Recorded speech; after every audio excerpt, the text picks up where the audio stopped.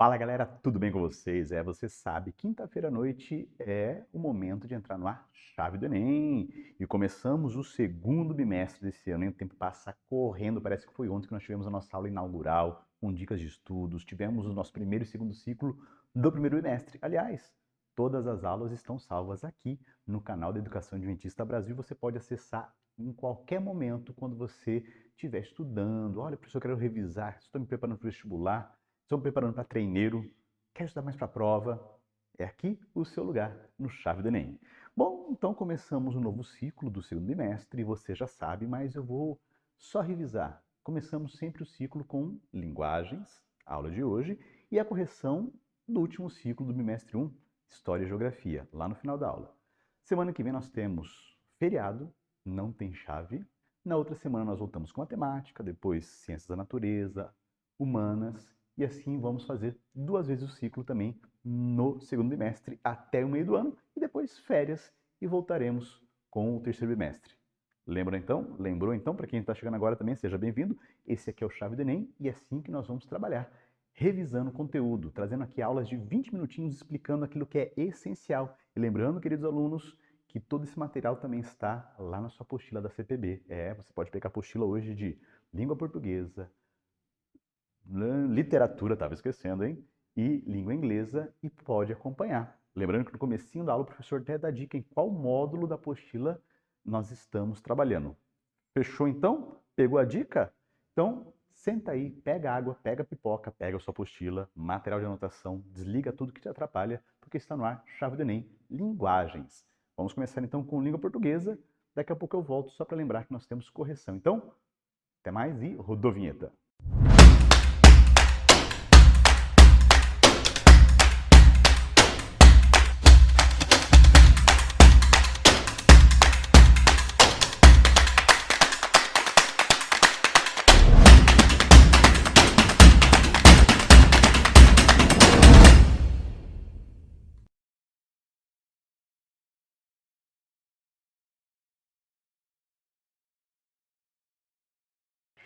Fala, galerinha! E aí, tudo bem com vocês? E aí, preparados para mais uma aula aqui no Chave do Enem com a gente? Então vem comigo para nós revisarmos um conteúdo extremamente importante, que é complemento verbal e também complemento nominal, ok? Então vamos lá? O complemento verbal nada mais é do que, o nome já diz, né? O complemento do verbo. Só que, sintaticamente, esse complemento ele vai receber um nomezinho muito lindo. Objeto direto, tá? Então, não se esqueça, o objeto direto, o que é? É o complemento de um verbo. Agora, que tipo de verbo pede complemento? Os verbos transitivos, né? E aí, ele pode ser transitivo direto, que vai exigir ali um objeto direto, e pode ser transitivo indireto, que vai exigir um objeto indireto. Simples assim, tá? Então, sempre que você estiver fazendo algum tipo de análise sintática e você tiver um termo que estiver relacionado a um verbo que pedir um complemento, você vai ter um objeto, ok? Agora, como que eu diferencio, né, o objeto direto e o objeto indireto? Simples. O objeto direto sempre vai ser o complemento do verbo transitivo que se liga a esse verbo sem preposição, tá? Já o objeto indireto é aquele complemento do verbo transitivo que, para que essa ligação aconteça entre o verbo e esse complemento, é necessária ali a presença de uma preposição, tá? Então, você pode ir por esse caminho. Tem preposição, objeto indireto. Não tem preposição, objeto direto, tá bom? Bom, mas você também pode fazer algumas perguntinhas para o verbo. Então, se você parar no verbo, por exemplo, ela leu o quê? Então, quem lê tem que ler alguma coisa, certo? O que ela leu? O livro. O livro não está sendo o complemento do verbo ler? Sim. Então, é um objeto, certo? E por que é direto? Porque entre o verbo e esse complemento não existe ali nenhuma preposição. Mas, professora, tem ali o O. O que é esse O? O O é o artigo. E aí a gente já vem numa situação que é bem importante para você se lembrar. Então, significa que entre o verbo e esse complemento vão existir palavrinhas que podem acompanhar também o núcleo desse objeto, que seria, nesse caso, a palavra livro. Se essas palavrinhas forem, por exemplo, artigos, pronomes, tá tudo certo. Elas são acompanhantes naturais desses tipos de palavras, tá? Agora, se for uma preposição, aí a gente já está falando dos objetos indiretos. Fechou? Então, o objeto direto, sem preposição, ou quando a gente fizer a pergunta o que ou quem para o verbo. Ok? Então, lembrem-se dessas duas possibilidades aí para você descobrir se o objeto é direto ou indireto. Ah, mas professor, eu costumo não saber a diferença entre preposição e um artigo, por exemplo. Então, vamos lá. Você tem que saber distinguir primeiro essas duas coisas. Os artigos, gente, são fáceis. O, a, os, as, uma, uns, umas. Esses são os artigos, tá? Já as preposições, a gente tem mais tipos de preposições, né? Então, tem até uma musiquinha. Vou tentar apagar esse mico aqui, ó. A, ante, após, até, com, contra, de, desde, em, entre, para, per, perante, por, sem, sob, sobre, trás. Então, quando você quiser lembrar da preposição, canta a musiquinha, né? A única dificuldade que você vai ter é com a palavra a, porque eu não sei se você percebeu, o a pode ser uma preposição e o a pode ser um artigo. Como é que você vai diferenciar as duas coisas? Se o a for preposição, essa preposição vai ser exigida pelo verbo, tá? Se o a for um artigo, ela vai simplesmente acompanhar o substantivo depois ali, ó. Então, por exemplo, ali, ela leu o quê? O livro. É claro que aqui não é a, mas vamos supor que fosse. Ela leu a revista. Seguindo a mesma lógica aí do nosso exemplo, tá? Então, eu tenho ali, qual que é o complemento do verbo ler? A revista. Agora, eu tenho que analisar esse a junto com a palavra revista. Esse a é uma preposição ou é um artigo? Então, agora observe a palavra revista. A palavra revista, ela é um substantivo feminino? Revista, sim. Vem acompanhada de que artigo? A revista. Se fosse masculino, seria tipo o livro. Tá vendo? Se fosse uma preposição, não estaria combinando com o substantivo, e sim é uma necessidade do verbo, o que não vai acontecer nos transitivos diretos, tá bom? E ó, lembra da perguntinha para te ajudar quando você também ficar com dúvida. Se eu perguntar para o verbo, leu o que ou quem, né? Não leu, não dá, né? Mas o que ou quem é porque o objeto, o complemento do verbo vai ser direto, tá bom? Agora, o objeto indireto, como a gente já conversou, vai ser o complemento do verbo transitivo, que vai ter ali uma preposição fazendo a ligação entre esse verbo e esse complemento, tá? Preposições, lembra da musiquinha ante, após, até, com, contra, desde, em, entre, para, perante, por, sem, sobre, trás. O a a gente já diferenciou, certo? O de só pode ser preposição, o com só pode ser preposição, e assim vai, tá? Então, não tem dúvida se você sabe quais são as preposições. O que pode acontecer é você ter uma preposição ou combinada ou contraída, que é o que acontece aí, ó, nesse nosso primeiro exemplo. Olha lá. Ele obedece às regras. Então, qual é o verbo? Obedece. Esse verbo precisou de complemento? Quem obedece só obedece? Não, quem obedece, obedece a alguém ou a algo, certo? Tá vendo que o verbo pede a preposição a? Muito bem, então tem o a da preposição. O que eu estou obedecendo? As regras. Então, a da preposição mais o as do artigo que está acompanhando a palavra regras, o substantivo regras, vai virar ali a combinação, né, de a com as, é o que a gente chama de crase, né? Na verdade, crase nada mais é do que a fusão desse a de uma preposição com o a ou as de um artigo.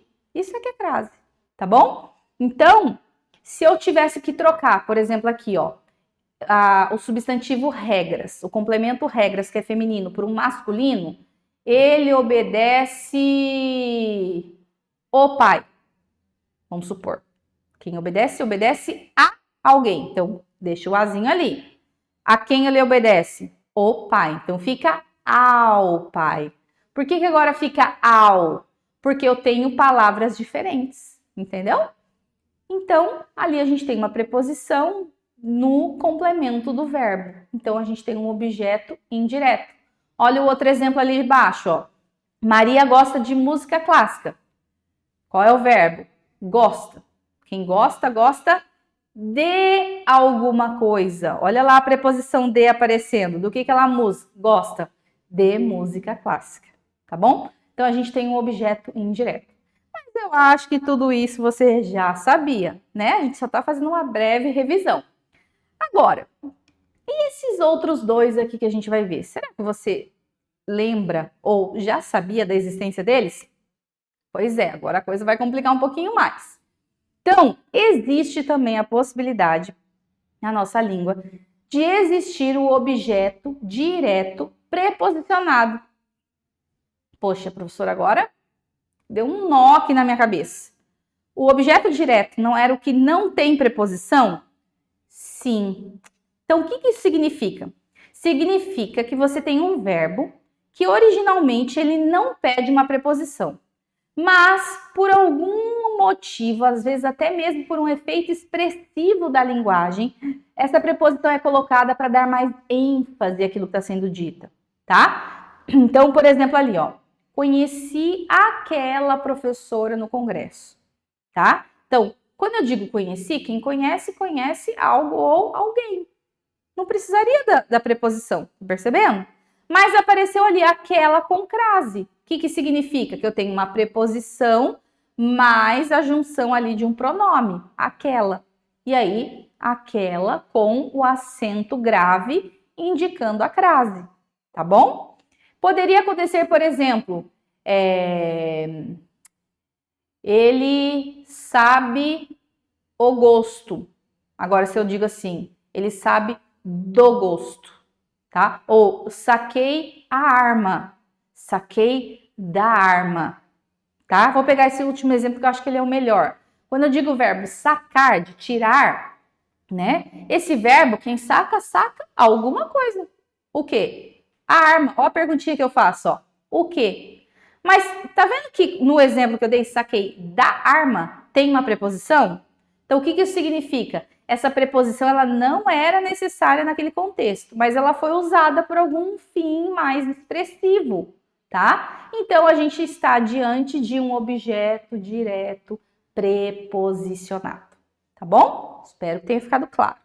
Agora, o objeto pleonástico é outro esquisitão aí que talvez você nunca tenha ouvido falar, que seria um pleonástico. Lembra da palavra pleonasmo? O que significa um pleonasmo? É como se você repetisse alguma coisa, não é?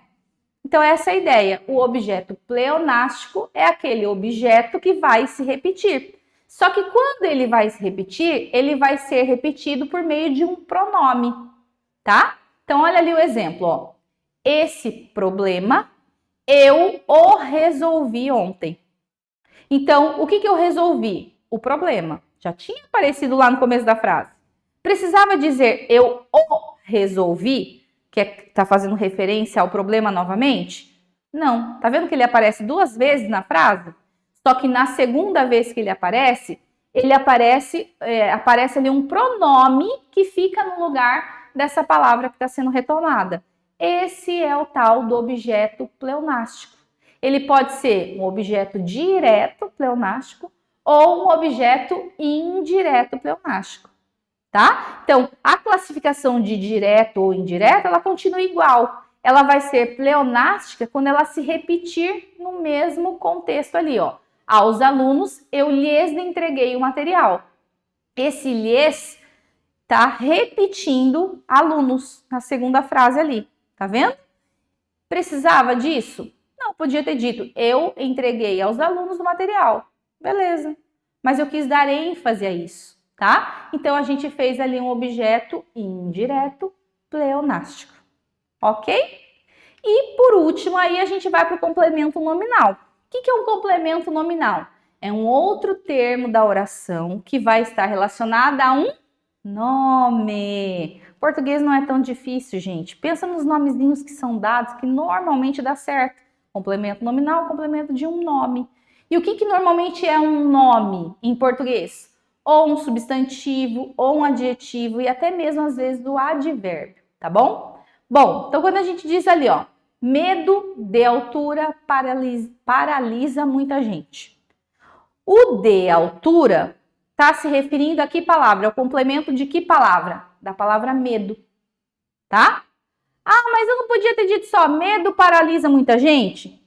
Até poderia, mas ficaria sem sentido nenhum. Porque se eu tenho medo, eu tenho que ter medo de alguma coisa, tá? Então percebam que esse nome, ele pede um complemento, tá bom? Normalmente isso vai acontecer com os substantivos abstratos, ó, medo.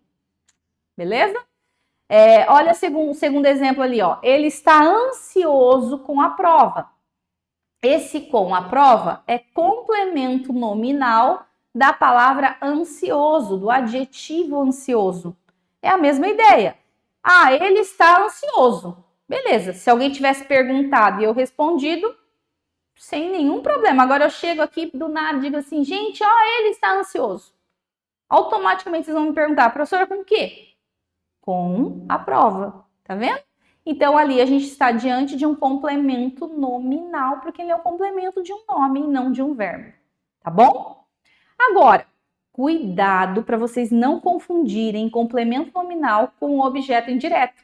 Porque eu não sei se vocês perceberam, mas todos os complementos nominais que estão ali sublinhadinhos em amarelo, eles vão começar também com preposição. Então, se você só relacionar assim, preposição, objeto indireto, você só vai olhar a preposição, não vai nem pensar com que palavra aquele termo ali está se relacionando e vai dizer que é um objeto indireto, tá? Então, algumas diquinhas aqui, ó. Como diferenciar o objeto indireto e o complemento nominal. Então, vamos lá. O objeto indireto é um complemento de um verbo transitivo. Já o complemento nominal, ele é complemento de um substantivo, de um adjetivo ou de um advérbio. Então, preste bem atenção. Se o termo que você está analisando vai se referir a um verbo transitivo ou vai se referir a um substantivo, a um adjetivo, tá? Se você só prestar atenção nisso, você já vai acertar. Eu espero que sim, né? Agora, eles têm uma semelhança, os dois. Ambos vão ser iniciados por preposição, tá? Agora, a função sintática do objeto indireto vai sempre ser a de complementar o sentido do verbo. E a função sintática do complemento nominal vai completar o sentido de uma palavra não verbal. Ou seja, um substantivo, um adjetivo, um advérbio, tá? Olha lá, ó. Gosta de quê? A pergunta que eu estou fazendo é para o verbo. Obedece a quê? Agora, e do complemento nominal? Medo. Medo do quê? Ó, tá se referindo à palavra medo, que é um substantivo. Ansioso. Ansioso com o quê? Tá se referindo a um adjetivo, tá bom? Então, se você ficar atento a esses detalhezinhos, também é muito fácil ali diferenciar o objeto indireto do complemento nominal, tá bom?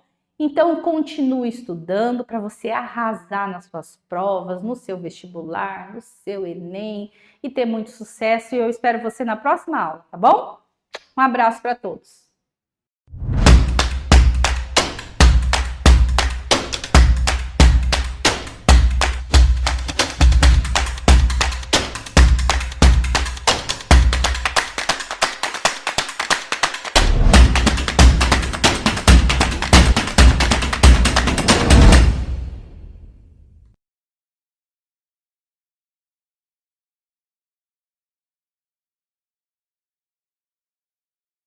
Olá, galera! Que bom te encontrar aqui de novo, viu? Legal, né? Então, estamos iniciando oficialmente hoje o quê? O nosso conteúdo do segundo bimestre. E hoje nós vamos falar sobre realismo na Europa, tá? Bom, gente, vamos relembrar aqui? Realismo começou com a obra Madame Bovary, que foi publicada em 1857, e claro, ela foi escrita, né, pelo Gustave Flaubert. A gente já falou sobre isso no bimestre anterior. Bom, o que a obra retrata? Nós temos ali a protagonista, que é a Emma, ela se casa com o Dr. Charles Bovary e tem uma filha, mas se envolve com outro homem. A personagem, gente, ela é construída a partir de aspectos sociais românticos, tá? Então a gente tá vendo os traços, né? Aí dentro por meio da personagem aí desses aspectos sociais românticos. O romance inicialmente foi publicado em fascículos, seguindo a estratégia comercial do romantismo, mas depois foi reunido em um volume único, que é esse que nós temos acesso hoje, tá bem? E aí nós vamos relembrar aqui então quais são as características, né, românticas e as características realistas. Olha só, lá no romantismo nós tínhamos o quê? Subjetivismo. No realismo, objetivismo. No romantismo nós tínhamos ali o predomínio da emoção. Opa, no realismo a gente tinha o predomínio da razão. No romantismo, a gente tem ênfase na fantasia e no onírico. Aqui, gente, no realismo, nós vamos ter ênfase na realidade. Então, enquanto a gente tinha no romantismo modelos idealizados, no realismo nós vamos ter modelos reais. Os valores no romantismo, eles eram individualistas. No realismo, esses valores eles são universais. No romantismo, nós temos ali um amor platônico, né, que é um amor idealizado, lembra? E no romantismo, no realismo, nós vamos ter um amor incondicional.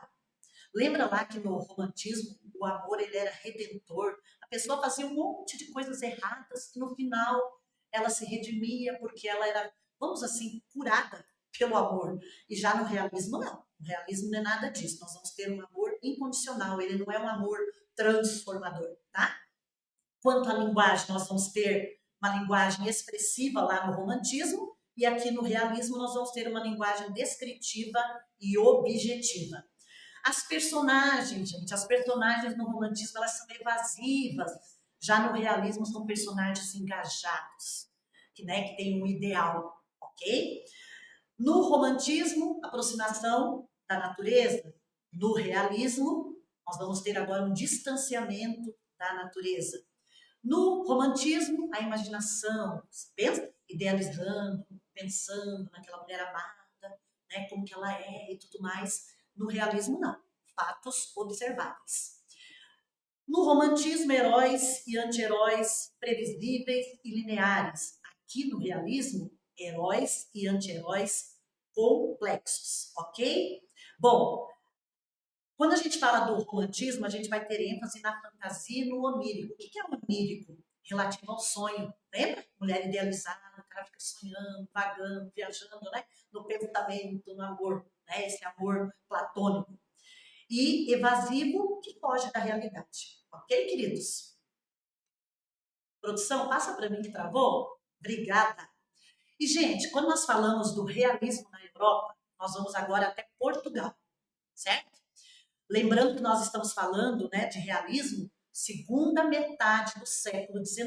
Então, estamos aí entre 1850 a 1900, certo, gente? Então, nós temos ali, dentro do realismo português, um cara que, olha, cai em Enem, cai em vestibulares, Eça de Queiroz. O Eça de Queiroz, ele foi um dos mais importantes escritores realistas da literatura portuguesa. Ele construiu, queridos, uma vasta literatura por meio de uma linguagem única e inconfundível. E as obras do Eça de Queiroz, elas possuem enredos centrados no cotidiano de uma burguesia portuguesa decadente. Então, gente, Portugal, sociedade portuguesa, nós temos ali uma burguesia e essa burguesia ela está em decadência. Nós temos um olhar crítico do moralismo vigente na sociedade, então Eça de Queiroz vai retratar isso dentro das suas obras. Ele vai trazer também um olhar crítico, principalmente ali no clero, tá? Quando a gente fala de clero, a gente está falando de igreja, ok? Lembre-se que, né, que ainda nesse momento quem predominava ali dentro do do poder, né? Como clero era a Igreja Católica, tá? E também ele vai ter essa crítica nos relacionamentos familiares. E ele fez duros, mais duros comentários à hipocrisia. E com isso, o Essa de Queiroz, ele construiu personagens numa dimensão psicológica e por muitas vezes com um tom sarcástico que buscava ridicularizar os vícios de caráter. Então, dentro das obras do Essa de Queiroz, a gente vai ver muito disso. Produção, travou de novo, passa lá, brigadão. Então, vamos lá. Dentro, né, das obras dele, o que a gente vai encontrar? Nós vamos encontrar romances que foram considerados escandalosos em sua época de publicação. E ele escreveu muitos contos, sendo um dos mais importantes autores desse gênero. Então, eu coloquei aqui para vocês 4 obras do Essa de Queiroz. Nós temos ali O Crime do Padre Amaro. Essa obra, ela faz uma crítica ao clero. Aí nós temos o Essa de Queiroz com a obra O Primo Basílio. Nós estamos falando tudo de romance, ok? Então, O Primo Basílio também bastante conhecidíssima, gente. Qualquer uma dessas 4 obras aqui, elas são cobradas em vestibulares, tá? E aí a gente tem ali o Primo Basílio, uma crítica, né, à família, os Maias, né, uma crítica social, e o Essa de Queiroz, a Cidade às Serras, vai trabalhar aí com as questões, né, urbanas, tá? Bom, tem outros escritores, como Antério de Quental, o Fialho de Almeida, o Guerra Junqueira, o Cesário Verde, o Gomes Leal. Mas o nosso foco principal aqui hoje na nossa aula é Essa de Queiroz. Depois a gente vai o quê? Sai lá de Portugal, sai lá da Europa, brincadeiras à parte, né? Nós sairemos lá da Europa e a gente vem para onde? Para o realismo aqui no Brasil. Vocês se lembram que nós paramos a nossa aula no bimestre passado falando de Machado de Assis, que é o introdutor, né, do realismo, né? O cara que iniciou o realismo aqui no Brasil, e ele iniciou com a obra, né? Memórias Póstumas de Brás Cubas. Esta é a obra que abre o realismo no Brasil, tá, gente? Então, quando a gente fala de Machado de Assis, nós temos que pensar que ele abordou várias questões dentro dos seus romances, e agora a gente vai falar de romance. No bimestre passado a gente falou de contos, então agora o nosso foco são os romances. E olha só, quando a gente fala do Machado de Assis, ele abordou questões do casamento, e isso é muito visto dentro da obra Dom Casmurro. E eu acredito que vocês vão ler essa obra aí, tá? Mesmo porque meus alunos leem, né, agora no começo do bimestre, do segundo bimestre, então eles vão passar aí pelo Dom Casmurro, e você também, com certeza, vai ler. Bom, uma das narrativas realistas mais enigmáticas, Dom Casmurro aborda sobre questões do casamento. Então, nós temos um personagem principal, que é o Bentinho, ele é o narrador personagem. Nós temos um enredo, basicamente dividido em 2 partes. A primeira parte desse enredo é o Bentinho contando desde o seu nascimento até o momento em que se casa com o amor da sua vida, ela, Capitolina, conhecida na obra como Capitu, né, o apelido dela, que representa uma mulher bem à frente do seu tempo. E a segunda parte do enredo vai trazer para a gente o narrador personagem, que é o Bentinho, relatando suas desconfianças e desavenças, pois ele acredita que a sua esposa Capitu o traiu com o seu melhor amigo, nada mais, nada menos do que Escobar, que tinha acabado de falecer. Então, gente, fica aí a leitura para vocês, tá? Importantíssimo, super, super cobrada nos vestibulares e cai no Enem também. E aí nós temos, né, as obras de Machado de Assis, elas estão divididas por fases, tá, gente? Então, nós temos ali romances, os romances estão divididos dentro da fase romântica. Então, professora, Machado de Assis tem participação no romantismo? Opa, com certeza, tá? Só que ele é considerado um escritor, né, realista. Fase realista, e aí nós temos as peças teatrais. Então, na fase romântica, eu vou ter Ressurreição, vou ter A Mão e a Luva, vou ter Helena e a Yaya Garcia. Então, são essas 4 obras que estão dentro da fase romântica de Machado de Assis. E o nosso foco aqui maior é a fase realista, que já que a gente está falando do realismo no Brasil, certo?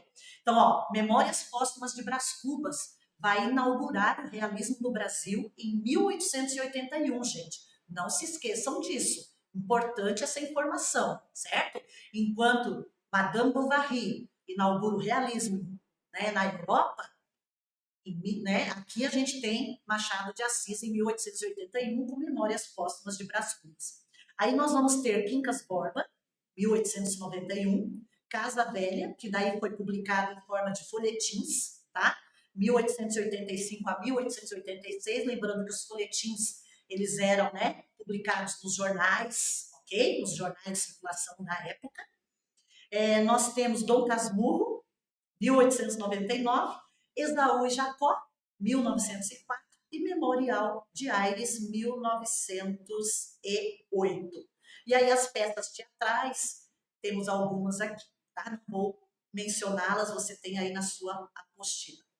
E não tem como a gente não falar de a obra que inaugurou o realismo aqui no Brasil, Memórias Póstumas de Brás Cubas, e olha só essa frase que abre, né, a primeira fala ali do narrador personagem. Ao ver-me que primeiro roeu as frias carnes do meu cadáver, dedico como saudosa lembrança estas memórias póstumas. Como assim, professora? O cara tá morto e fala? O cara está morto e fala, mas não tem nada a ver aqui com espiritualidade, tá, gente? Pensa que literatura é ficção, tá bom, gente? Não tem nada a ver com a realidade. Aí a gente tem Quincas Borba, Casa Velha, Esaú e Jacó e Memorial de Aires. Só para vocês conhecerem a capa das obras. Lindas, né? E, gente, por hoje é isso. Qualquer dúvida sobre realismo, tanto aqui no Brasil quanto em Portugal, conversa aí com a tua professora que ela vai te trazer maiores detalhes. Na apostila tem resumos, tá, gente? Tem pequenos fragmentos destas obras que eu trouxe aqui para vocês. É que a gente tem um tempinho curto aqui, não dá para a gente se estender muito, mas olha, na tua apostila tem, só você ler aí. Queridos, chave do Enem trazendo simulado para vocês, não se esqueçam, tá? Já está disponível. Beijos e até mais. Tchau!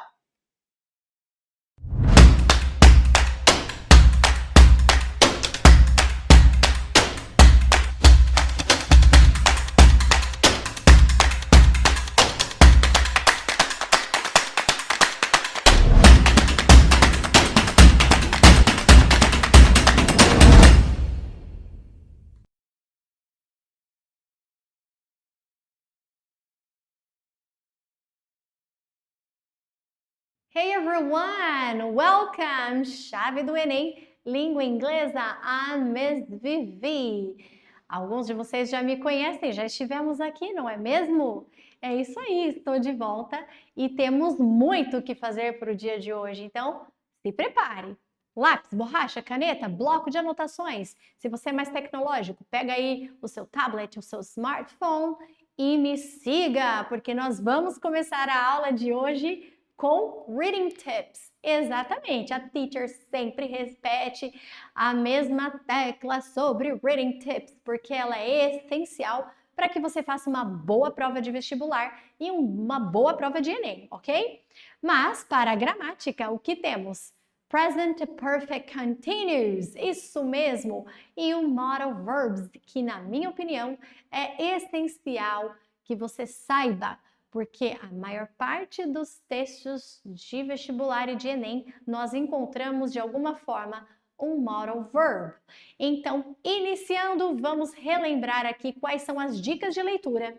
Quando você abrir o seu caderno de inglês e ver ali as suas questões, não entre em pânico, principalmente você que não tem tanta fluência assim no inglês. Fique calmo, porque existem técnicas a serem seguidas e que vão te auxiliar no entendimento dos textos, na compreensão dos vocabulários. E quais são então as dicas? Relembrando, pre-reading, você precisa fazer uma pré-leitura e nessa pré-leitura você então vai observar. Tem título? Tem fotos? Qual é a fonte? Tem algum gráfico, alguma imagem que me diz alguma coisa sobre aquele texto, até mesmo o gênero dele? Ainda temos a técnica do skimming. Bom, você que me conhece há um tempo já sabe, skimming é a minha palavra favorita. Scanning, a minha palavra favorita também.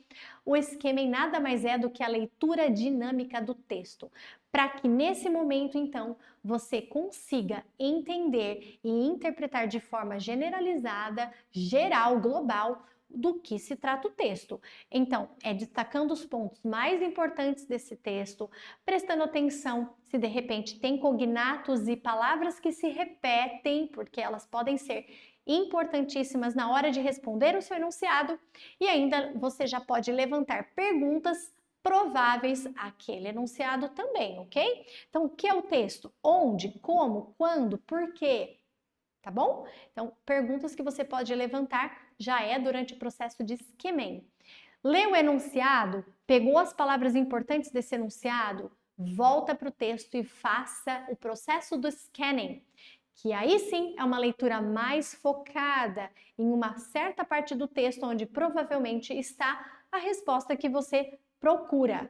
Fechou? Então, não esqueça dessa dica, siga essa dica para que você faça uma boa prova. Dentro da gramática, nós sabemos que no Enem, principalmente, não existe uma gramática normativa dentre ali os enunciados, mas é extremamente importante você conhecer as gramáticas, os tempos verbais, por exemplo, para que você tenha mais fluência na leitura do seu texto. Então, a gramática de hoje vai falar sobre o Present Perfect Continuous. Lembrando, então, para que serve esse tempo verbal, pessoal? Nós estamos falando de uma ação que começou no passado, continua no presente e possivelmente no futuro. Ela é contínua, por isso que é continuous. E ela é present perfect porque ela começou lá no passado, ok? Então, olha um exemplo aqui. He's been living in the village since 1995. Ele está morando na vila, ou no vilarejo, desde 1995. Começou lá atrás, em 1995, e continua no presente momento. Então, eu uso a estrutura do present perfect, mais o verbo principal no gerúndio, para que dê esse sentido de uma ação que começou lá atrás e continua no presente. Ainda vamos usar o present perfect continuous em situações que se repetem.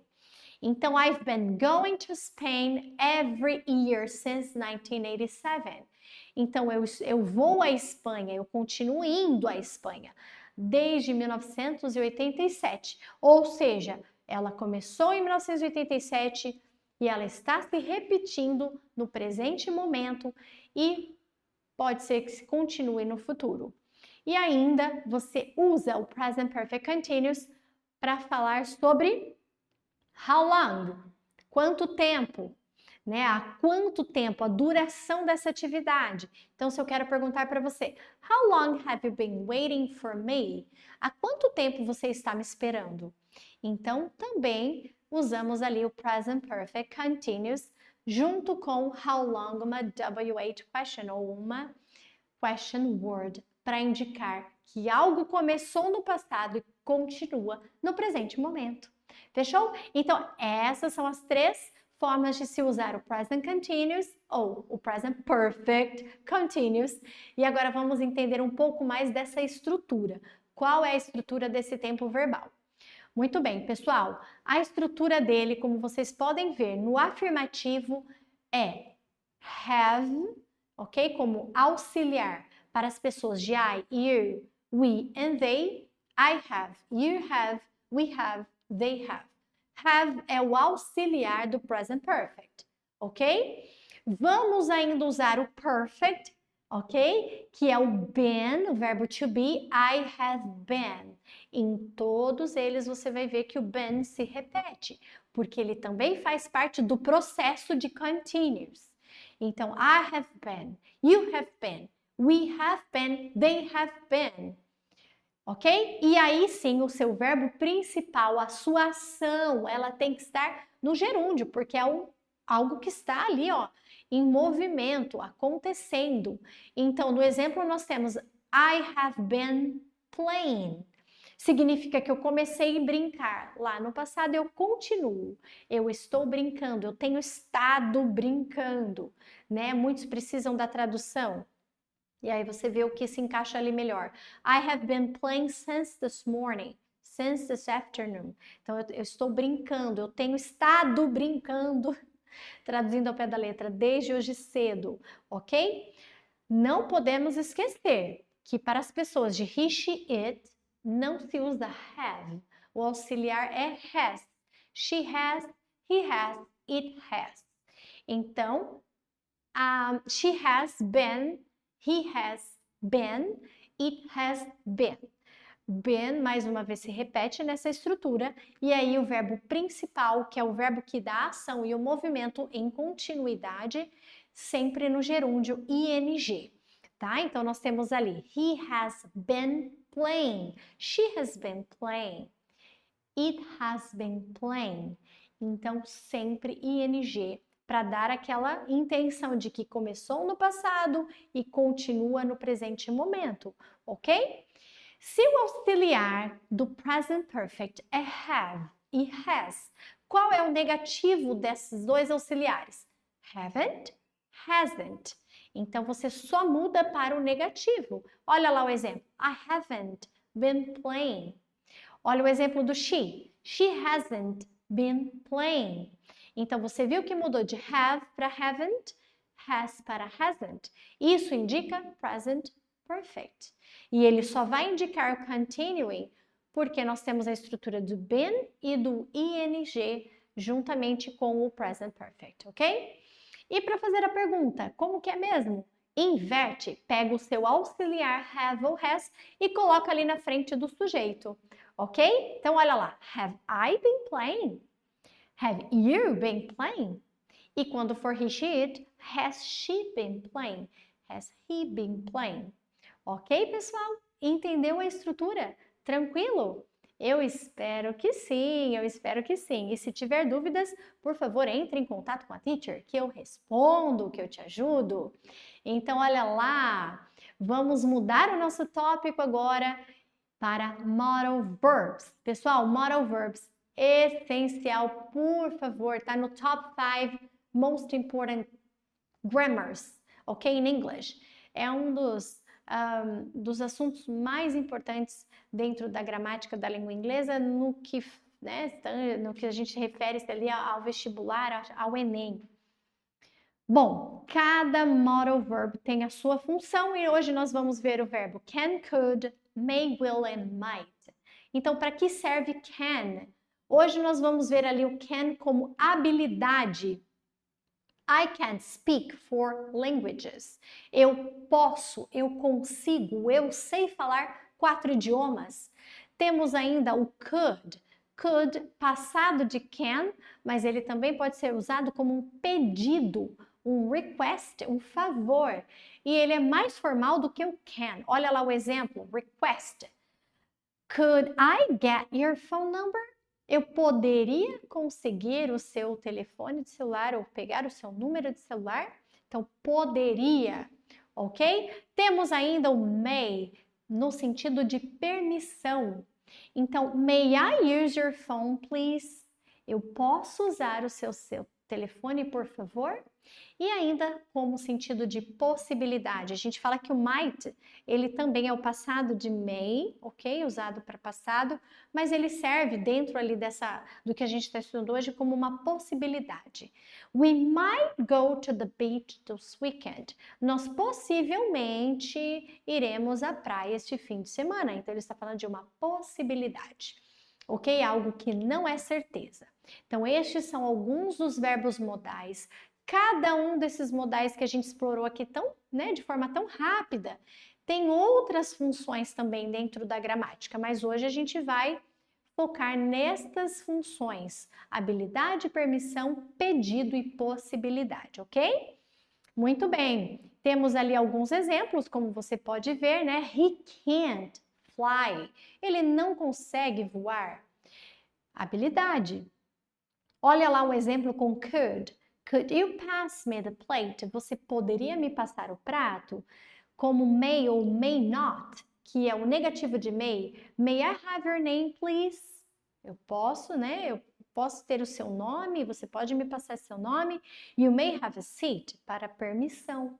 Então, você vê que o may ali, ó, ele abre mais o leque de usos do may, porque ele também serve, né? Não apenas para fazer um pedido formal, mas como uma forma de permissão, ok? Então, olha lá. Você pode se sentar, né? Ó, permission. E ainda o might. Might I offer you some advice? Posso te fornecer algum conselho? About my experience with cultural shock. Sobre a minha experiência em choque cultural. Então, nós estamos vendo também que o might, embora também sirva para possibilidade, você pode usar como um pedido formal, ok? May e might. Fechou, pessoal? Então, esses são os verbos modais. Quando for fazer o seu simulado, por favor, preste atenção nestes verbos modais. Preste atenção na grammar que nós vimos hoje sobre Present Perfect Continuous e também não se esqueça de usar as reading tips que nós revisamos hoje. Combinado? Sucesso para vocês no simulado, foco na prova e a gente se vê logo mais nas correções. Bye, bye!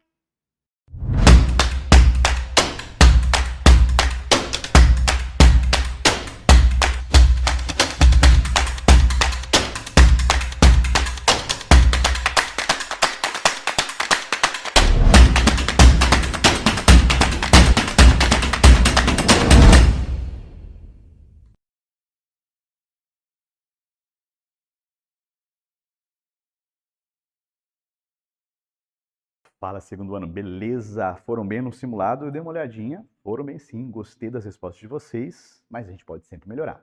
Vem comigo então, vamos resolver rapidamente os exercícios sobre industrialização que fizemos na semana retrasada. Teve uma pausa semana passada e semana que vem também tem feriadão. Mas vem comigo porque ainda não acabou e depois de mim ainda tem correção de história. Muito bem, então primeiro exercício, né? Sobre o atual processo de industrialização, baseado naquilo que vem sendo chamado de indústria 4.0. Pensa algo importante que sempre é cobrado, né? Que começou a ser cobrado principalmente depois de 2015, quando esse tema entrou no radar, tá?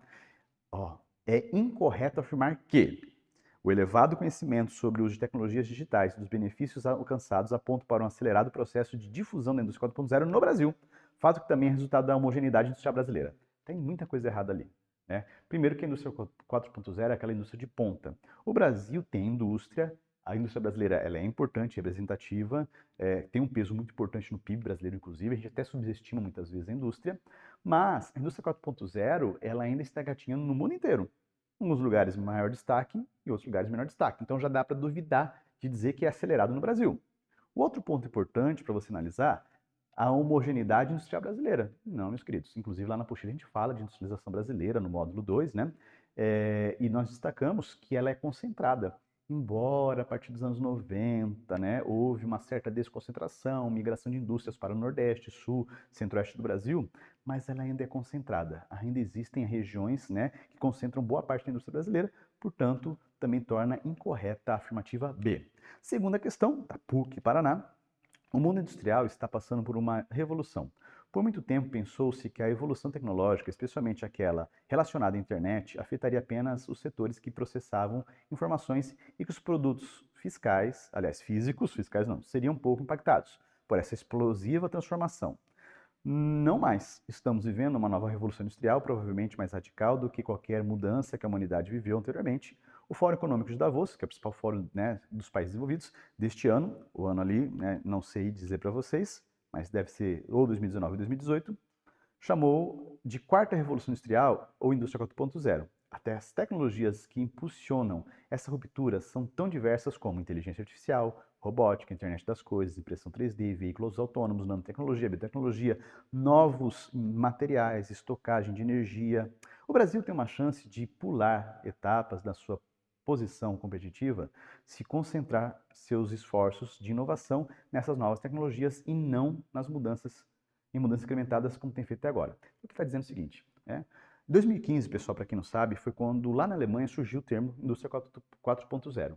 Mas no fórum, se não me engano foi realmente em 2019, esse termo foi usado de maneira econômica, de maneira assim, direcionada para a economia.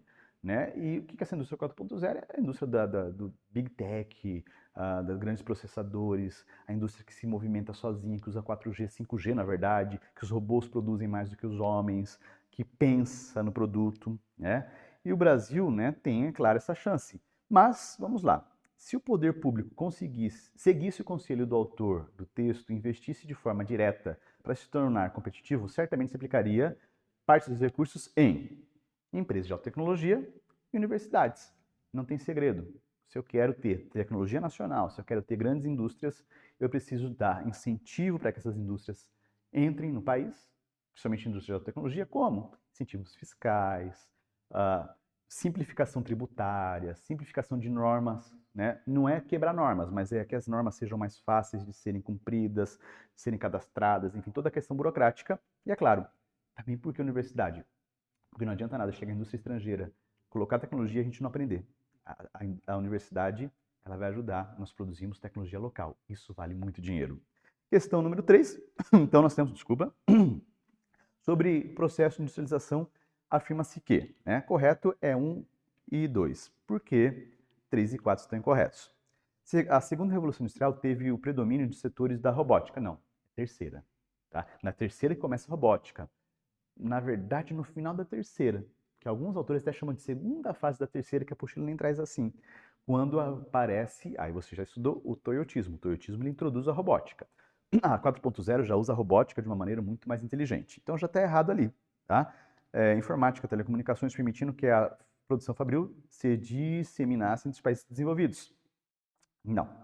4. A revolução técnico-informacional caracteriza-se pelo advento da indústria química, elétrica e petrolífera, possibilitando a expansão do setor automobilístico para os países emergentes.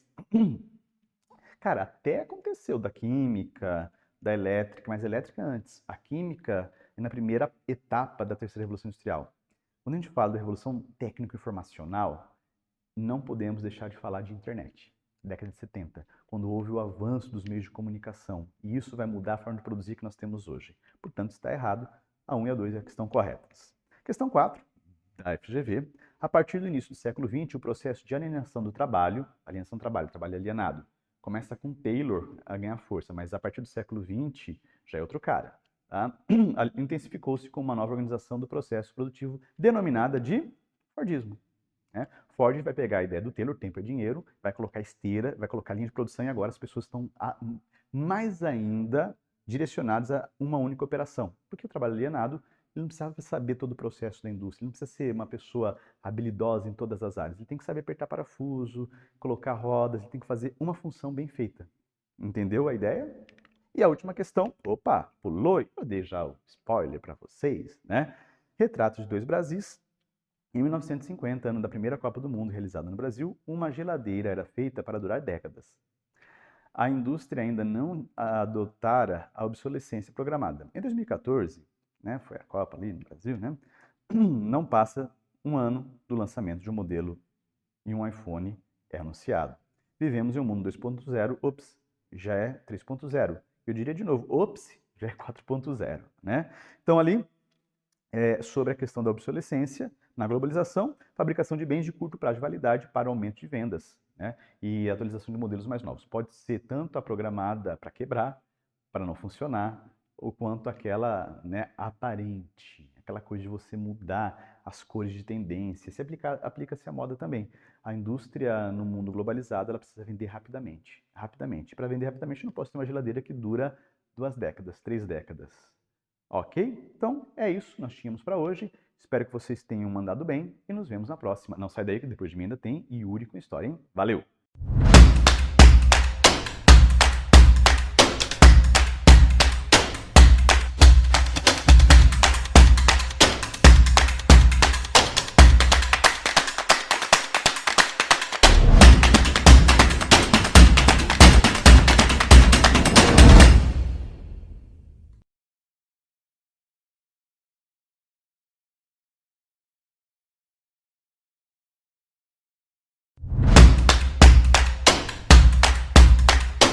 E aí, galerinha do Chave do Enem, agora vamos para a resolução dos exercícios de História, segundo ano. Vamos lá?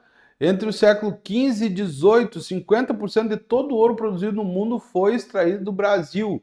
E 70% desse total saiu da capitania de Minas Gerais.